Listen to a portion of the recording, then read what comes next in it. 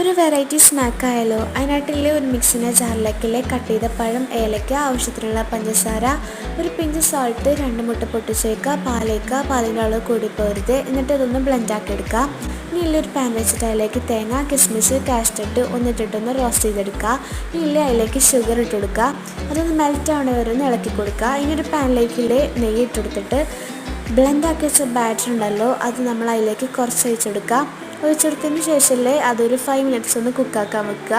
കുക്കായി വന്നാലേ അതിലേക്ക് നമ്മൾ നേരത്തെ ഉണ്ടാക്കി വെച്ച തേങ്ങേൻ്റെ ഫില്ലിംഗ് ഉണ്ടല്ലോ അത് ഫുള്ളായിട്ട് തന്നെ ഇട്ട് കൊടുക്കുക. എന്നിട്ടില്ലേ ബാക്കിയുള്ള ബാറ്ററും കൂടിയും അതിൻ്റെ മുകളിൽ ഫുള്ളായിട്ട് തന്നെ ഒഴിച്ചെടുത്തിട്ട് അതൊരു 20 മിനിറ്റ്സ് ഒന്ന് കുക്കാക്കാൻ വെക്കുക.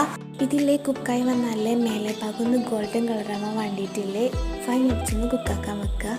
അപ്പോൾ ഇതാ എല്ലാവരും ട്രൈ ചെയ്ത് നോക്കുക.